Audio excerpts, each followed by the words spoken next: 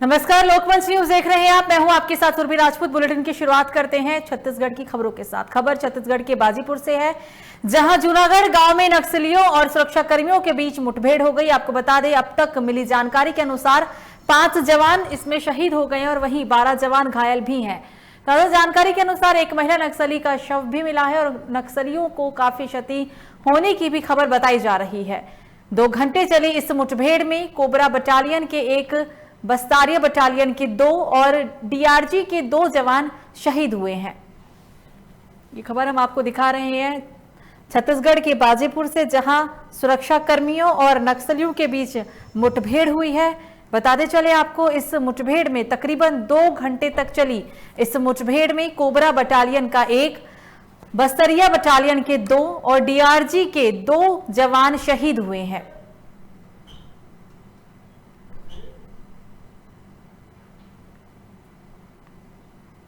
कुल 5 जवान इस मुठभेड़ में शहीद हो गए हैं। हालांकि कहा यह भी जा रहा है कि इस मुठभेड़ में एक महिला नक्सली का भी शव बरामद किया गया है।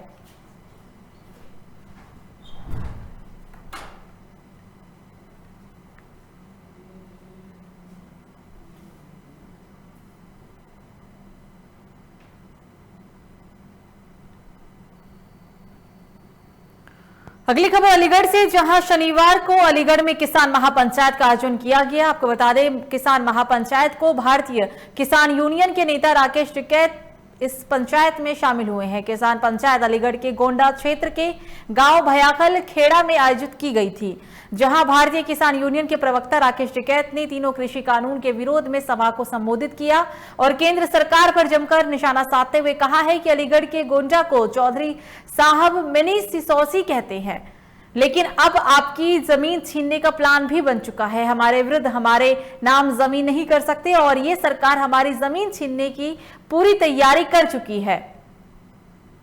तो बीते शनिवार को किसान महापंचायत का आयोजन किया गया, यहां बकायू के राष्ट्रीय प्रवक्ता राकेश टिकैत ने किसानों को संबोधित किया। इस दरमियान उन्होंने संबोधन में केंद्र सरकार पर जमकर निशाना भी साधा है। निशाना साधते हुए उन्होंने कहा है कि अलीगढ़ के गोंडा को चौधरी साहब मिनी सिसौली कहते थे। भैया ठगे सरकार है सब बच्चियों। पंचायत चुनाव जैसे हो रहे हैं और डिवीजन होता है पंचायत में। ग्राउंड लेवल से सरकार को उखाड़ने की कुछ इस तरह की आपकी वो तो जनता अपने आप करने भाई, किसी का गेहूं और फसलें ठीक रेट पर सकते हो। व्यापारी को फायदा हो रहा हो, नफा हो रहा, नुकसान, उनको आमदनी कम हुई या ज्यादा, उनकी पॉलिसी क्या है उसी हिसाब से। 2022 की चुनाव की तैयारियों में समाजवादी पार्टी जुट गई है। इसी कड़ी में आगरा में सपा की मासिक बैठक का आयोजन किया गया। बैठक में आगरा सपा के अध्यक्ष चौधरी वाजिद निषाद ने बताया कि 2022 में होने वाले चुनाव के लिए हर बूथ की मजबूत किया जाएगा, जिसके लिए हर 2 वार्ड में एक प्रभारी की भी नियुक्ति की जाएगी। तो आगरा में विधानसभा चुनाव 2022 में होने वाले यूपी में विधानसभा चुनाव की तैयारी की जा रही है और इसी कड़ी में इस बैठक का आयोजन किया गया है। आगरा में सपा की मासिक बैठक का आयोजन किया गया और इस बैठक में आगरा सपा के अध्यक्ष चौधरी वाजिद निषाद ने कहा है कि 2022 में होने वाले चुनाव के लिए हर बूथ को मजबूत किया जाएगा और इसके लिए हर 2 वार्ड में एक प्रभारी की भी नियुक्ति की जाएगी। ये तस्वीर हम आपको आगरा की दिखा रहे हैं। सभी को बूथ को मजबूत करने का टास्क दिया गया है। 2 वार्डों के प्रभारी बनाने का काम हम लोग कर रहे हैं। हर पदाधिकारी को हम 2 वार्डों का प्रभारी बनाएंगे, जिससे छोटे पदाधिकारी 2 वार्डों को अच्छी तरीके से वहाँ के बूथों को मजबूत कर सके, कमेटी को मजबूत कर सके और ज़्यादा से ज़्यादा लोगों को समाजवादी पार्टी से जोड़ने का काम करें। आज इस पार्टी का सारा सारांश, जो सारा निचोड़ है, वो यही है कि एक पदाधिकारी, क्योंकि 2022 में राष्ट्रीय अध्यक्ष श्री अखिलेश यादव जी को मुख्यमंत्री बनाना है, तो हमें अपना बूथ जिताना होगा। तो वहीं अगली खबर बलिया से है, जहां विधायक सुरेंद्र सिंह ने मुख्तार अंसारी को लेकर एक बड़ा बयान दिया है। उन्होंने कहा है कि मुख्तार अंसारी को यूपी लाते समय अगर उनके गुर्गे कोई हरकत करेंगे तो पुलिस भी अपना कर्तव्य करने से पीछे नहीं हटेगी। इसके बाद उन्होंने ये भी कहा कि दुनिया को दहलाने वाला मुख्तार आज खुद यूपी के मुख्यमंत्री योगी से डरा हुआ है। उन्होंने ये भी कहा कि कई लोगों की हत्या करने वाले मुख्तार अंसारी को भी उचित दंड मिलना चाहिए और लोगों को न्याय मिलना चाहिए। तो मुख्तार अंसारी को लेकर विवादित बयान ये कह सकते हैं सामने आया। उन्होंने कहा है कि अगर यूपी लाते वक्त मुख्तार अंसारी के गुर्गे कोई भी हरकत करते हैं तो यूपी पुलिस पीछे नहीं हटेगी। उन्होंने ये भी कहा कि दुनिया को दहलाने वाला मुख्तार आज खुद यूपी के मुख्यमंत्री योगी आदित्यनाथ से डरा हुआ है। उन्होंने ये भी कहा कि कई लोगों की हत्या करने वाले मुख्तार अंसारी को उचित दंड मिलना चाहिए और इससे ही लोगों को न्याय मिल पाएगा।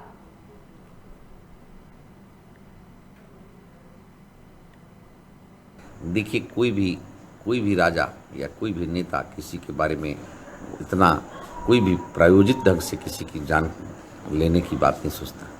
परिस्थितियां यदि बन गई, अब कोई मान लीजिए उस तरह का बन ही गया तो कोई क्या करेगा। अब एक्सीडेंट ही कम हो गया, एक्सीडेंट ही हो जाए तो कोई क्या करेगा। मान लीजिए किसी के उसके गुर्गे जो उसको छुड़ाने के लिए कहीं गोली ही चलाने लगे, रास्ते में ही करने कुछ हो जाए तो कैजुअलिटी कह करके नहीं आती, आकस्मिकता प्रस्तुत हो जाती है। और उस समय हमारी पुलिस की जो परिस्थिति बनेगी वो करेगी कि पूज्य योगी आदित्यनाथ जैसे धारदार और जानदार मुख्यमंत्री के सामने आज गुंडे, मवाली और माफिया खुद को निरीह समझ रहे हैं।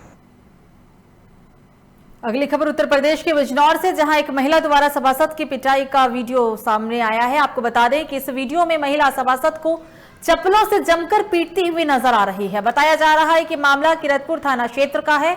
महिला कश्मीर में रहकर ब्यूटी पार्लर का काम करती थी और महिला द्वारा अपने परिजनों के लिए राशन कार्ड और गैस कनेक्शन के लिए कागजात बनवाने के संबंध में वो सभासद से बात भी करती थी, जिसके बाद सभासद ने कश्मीर में रह रही महिला को समय देकर कश्मीर से अपने घर बुलाया और इसी कड़ी में महिला कागज बनवाने के लिए सभासद के घर पहुंची थी। इस दौरान महिला के साथ सभासद द्वारा अश्लील हरकत की गई, जिसका विरोध करते हुए महिला ने नगर पालिका सभासद की चप्पलों से जमकर सुताई कर डाली, जिसके बाद मौके पर पहुंचकर पुलिस ने महिला के तहरीर के आधार पर आरोपी सभासद को गिरफ्तार कर लिया है। ये वायरल वीडियो आपको बता दें यूपी के बिजनौर का, जहां पर महिला एक सभासद को जमकर चप्पलों से पीटते हुए नजर आ रही हैं।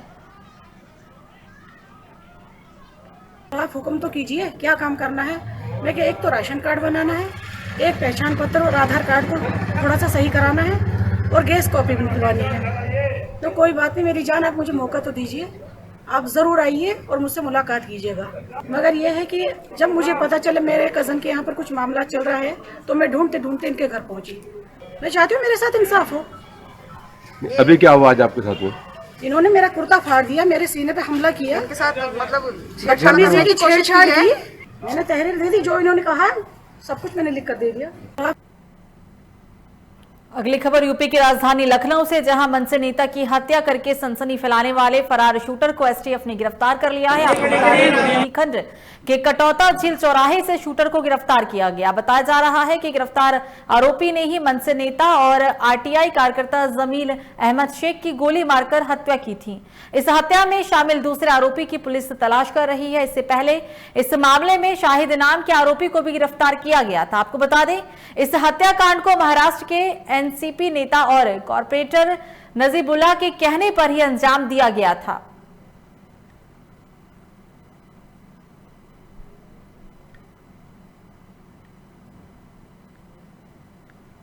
तो वहीं देवरिया में पुलिस और ग्रामीणों का वीडियो तेजी से वायरल हो रहा है। आपको बता दें वायरल वीडियो में पुलिस का एक दरोगा और एक सिपाही के साथ ग्रामीणों की तीखी झड़प हो रही है। दरअसल जमीन विवाद में देवरिया के महुआड़ी थाने में पुलिस हेतमीपुर गांव के गसोई टोला पहुंची थी, जहां पुलिस ने जमीन विवाद में एक पक्ष के घर में घुसकर मारपीट की, जिसका वीडियो इन दिनों सोशल मीडिया पर जमकर वायरल है। पीड़ित पक्ष ने पुलिस पर एक पक्षीय कार्रवाई करते हुए मारपीट का आरोप लगाया है। वीडियो में देखा जा सकता है कि कैसे पुलिस वालों की कार्रवाई से नाराज लोगों ने उन्हें घेर रखा है और बहस भी चल रही है। इस पूरे मामले पर पुलिस का कोई भी अधिकारी बोलने के लिए तैयार नहीं है। तो आपको बता दें ये पूरा जो वीडियो है वो यूपी के देवरिया का है। एक पक्षीय कार्रवाई का आरोप लगाया है ग्रामीणों ने, जिसके बाद ग्रामीण और पुलिस के बीच जो नोकझोंक हुई थी उसका वीडियो इन दिनों सोशल मीडिया पर जमकर वायरल है। आप देख सकते हैं इस वीडियो में कि जो ग्रामीण है वो पुलिस को चारों तरफ से घेरे हुए हैं। जी जो है गाली देने लगे हैं, मेरी माँ को वो ढकेल दिए हैं, वो गाली देकर हमको भी मार दिए हैं। ये देख लीजिए मेरे आँख पे, ये हमारे यहाँ पूरे गांव के लोग भी देखे हैं। हमसे पैसा मांग रहे थे, कह रहे हैं कि पैसा दो हम सुलह करा देंगे। पैसा मांग रहे थे जबरदस्ती, हम पैसा देने के लिए इनकार किए हैं तो मारने लगे हैं, गाली देने लगे हैं। और उसके बाद मेरी माँ को भी मार दिया है, मेरे पापा को भी मार दिया है। हम लोग गरीब आदमी हैं, ये लोग हमको मार रहे हैं, बहुत ज़्यादा मार रहे हैं साहब। मेरा आँख भी देख लीजिए, यहाँ वो मार के लाल कर दिया है। अब मारने की धमकी दे रहा हूँ, बार बार मारने की धमकी दे रहा हूँ। अगर मेरे साथ न्याय नहीं होगा, योगी सरकार से मैं यही रिक्वेस्ट करता हूँ कि अगर मेरे साथ न्याय नहीं होगा तो हम मर जाएंगे। होगा जी जो है। अगली खबर यूपी के आगरा से, जहां शनिवार से पंचायत चुनाव को लेकर नामांकन की प्रक्रिया शुरू हो गई है। आपको बता दें ये नामांकन कलेक्टर और 15 ब्लॉक में किए जाएंगे और ये प्रक्रिया 2 दिनों तक चलेगी, जिसमें प्रत्याशी अपना नामांकन दाखिल कर पाएंगे। बताया जा रहा है कि ब्लॉक के आसपास भारी संख्या में पुलिस फोर्स तैनात है और नामांकन दाखिल करने को लेकर प्रत्याशियों की आवाजाही भी शुरू हो गई है। तस्वीर आपकी टीवी स्क्रीन पर यूपी के आगरा की, जहां नामांकन शुरू होने के बाद लोगों की भीड़ देखने को मिल रही है।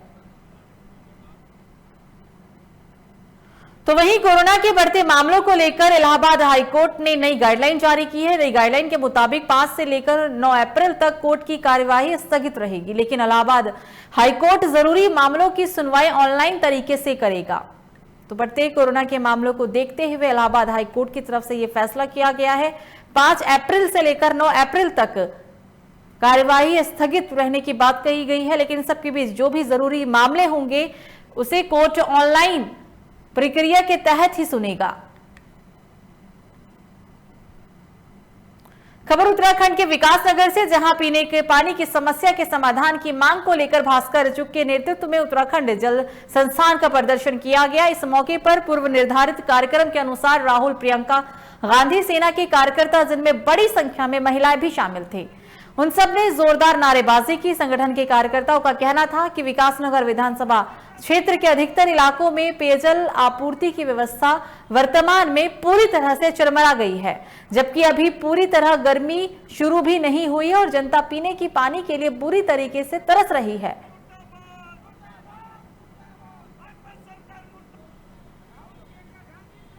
उत्तराखंड जल संस्थान को हमने 1 महीना पहले भी एक ज्ञापन देकर चिताया था। शांतिपूर्ण तरीके से हमने वो ज्ञापन दिया था कि आप उस विकासनगर विधानसभा क्षेत्र में पानी की व्यवस्था ठीक कर लें, लेकिन इन लोगों को पता नहीं क्या है, इन्होंने कोई व्यवस्था इस बीच में ठीक नहीं करी। हमसे मोबाइल नंबर भी लेते, कहाँ दिक्कत है सब बताया था, कोई व्यवस्था ठीक नहीं हुई। आज पूरे 1 महीने के बाद हमने आके प्रदर्शन किया है। इस प्रदर्शन के माध्यम से हमने 1 हफ्ते की चेतावनी दी है। स्थानीय विधायक को तो कोई मतलब नहीं है, प्रदेश की सरकार को जनता की समस्या से कोई मतलब नहीं है, भारतीय जनता पार्टी के लोगों को जनता की समस्या से कोई मतलब नहीं है, सब अपने काम धंधों में लगे हुए हैं, लेकिन जनता को पीने के पानी की जरूरत है। तो वहीं भगवानपुर में ओवर स्पीड की लगातार मिल रही शिकायतों के बाद अब पुलिस ने कमर कस ली है। स्पीड लिमिट तोड़ने वालों के खिलाफ अब कानूनी कार्रवाई की जाएगी। आपको बता दें, नेशनल हाईवे का निर्माण कार्य पूरा होने के बाद महाकुंभ के मद्देनजर अन्य प्रदेशों से वाहन भगवानपुर में आ रहे हैं और जो भी वाहन तेज गति से चल रहे हैं उन्हें इंस्पेक्टर वाहन के माध्यम से उनकी गति नाप कर चालान की भी कार्रवाई की जाएगी। हाईवे पर हो रही दुर्घटना पर अंकुश लगाने के उद्देश्य से इस अभियान को चलाया जा रहा है। बताते चले, तेज गति से वाहन चलाने वालों और खतरनाक तरीके से वाहन चलाने वालों के विरुद्ध यह अभियान निरंतर रूप से जारी रहेगा।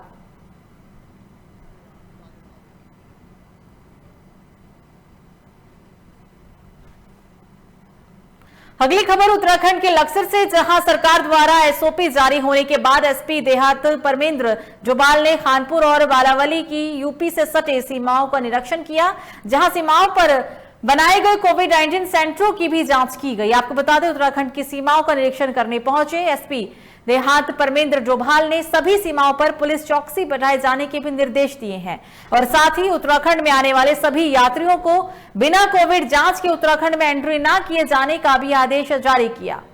कुंभ मेले में आने वाले भीड़ को देखते हुए प्रदेश सरकार ने नई गाइडलाइन भी जारी की है। एसओपी के बाद सीमाओं पर किसी भी लापरवाही को नजरअंदाज नहीं किया जा सकता है, जिसके लिए ही एसपी देहात, सीएमओ लक्सर, एसओ अभिनव शर्मा व कई अधिकारियों के साथ खानपुर व बालावाली सीमाओं का निरीक्षण कर कोविड सेंटरों का निरीक्षण किया गया। शाही स्नान के मद्देनजर जो कुंभ की ड्यूटियाँ लगी गई हैं, यहाँ पर खानपुर बॉर्डर में भी जो हमारे कोविड की गाइडलाइंस हैं उसको किस तरीके से हम लोग फॉलो करवा रहे हैं, उसको लेके जो हम लोगों के द्वारा प्रपोज लगा है उसकी एक मीटिंग थी और उसका किस तरीके से वर्किंग चल रही है। क्योंकि इसमें जो मैंडेटरी किया गया है कोविड रिपोर्ट जो है वो साथ लेके आनी है RT-PCR की, अगर वो नहीं है तो उन वाहनों को हमारे द्वारा वापस भी कराया जा रहा है और बाकी एंटीजन टेस्ट भी यहाँ पर कराए जा रहे हैं।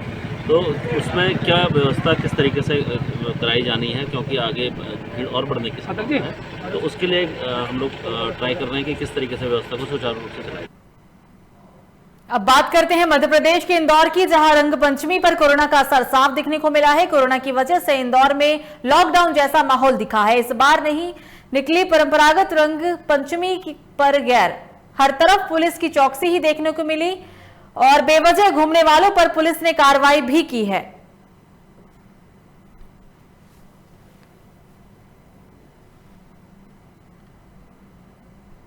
आज रंग पंचमी के दिन पारंपरिक रूप से जो गैर निकाली जाती हैं वे प्रतिबंधित की गई हैं जिला दंडाधिकारी के आदेश के क्रम में, और ये बहुत पॉजिटिव साइन है कि हमारे शहर के नागरिकों ने बहुत उत्तरदायित्वपूर्ण व्यवहार प्रदर्शित किया है। कोरोना का संकट वास्तविक रूप से रियल है और सभी को उससे मिलके हमें सामना करना है, और उसी के क्रम में सारे कोविड का जो प्रोटोकॉल है उसका पालन कर रहे हैं। और आपने देखा होगा कि ये आवाजाही सड़क पे लगभग नगण्य है। जो आवश्यक लोग, जिनको आवश्यक कार्य हैं, केवल वे ही जा रहे हैं। अगली खबर उत्तराखंड के टिहरी से, जहां जंगलों का एक बड़ा इलाका पिछले 3 दिनों से भीषण आग की चपेट में है। बताया जा रहा है कि भीषण आग से अब तक लाखों की वन संपदा जलकर खाक हो चुकी है। वहीं हंसाली के गैस एजेंसी के समीप लगी भीषण आग के बीच एक हिरन भी जा फंसा और चारों ओर आग लगने से घिरने के बाद हिरन भिलगना नदी की ओर अपनी जान बचाने के लिए भाग खड़ा हुआ। पूरे इलाके में आग से हाहाकार मचा हुआ है, मगर वन विभाग चैन की नींद सोता हुआ नजर आ रहा है।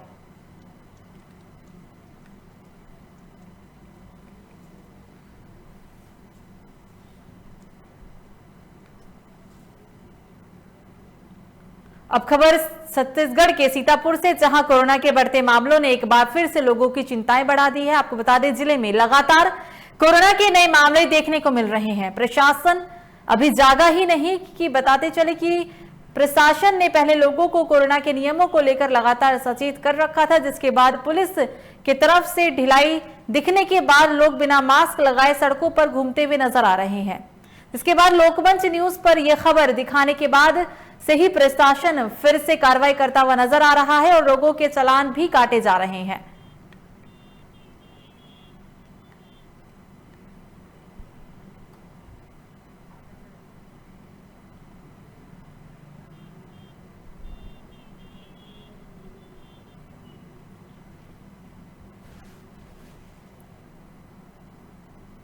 खबरों में आगे बढ़ते और बात करते हैं अब मध्य प्रदेश के रायसेन की, जहां मौसम तेजी से करवट बदल रहा है। आपको बता दें, तापमान इतना है कि गर्मी की वजह से लोग घर से कम निकलना पसंद कर रहे हैं। वहीं बाजार में इक्का दुक्का ही लोग घूमते नजर आ रहे हैं। गर्मी को लेकर लोगों की भी अपनी अपनी राय है। लोगों का कहना है कि बढ़ती गर्मी को ऐसा लगता है कि जैसे जमीन में से गर्म भाप निकल रहा हो। वहीं गर्मी से निजात पाने के लिए लोग कोल्ड ड्रिंक और जूस जैसी चीजों का ही सहारा ले रहे हैं।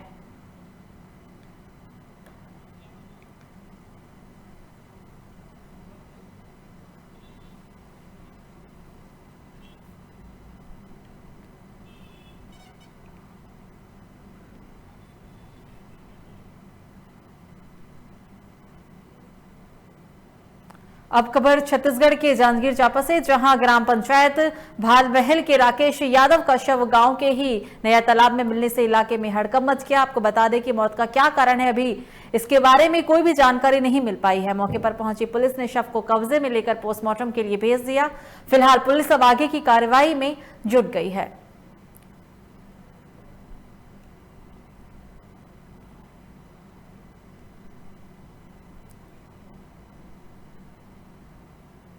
फिलहाल इस न्यूज बुलेटिन में मेरे साथ इतना ही। लोकमंच न्यूज पर खबरों का सिलसिला जारी रहेगा। आप देखते रहिए लोकमंच न्यूज। नमस्कार।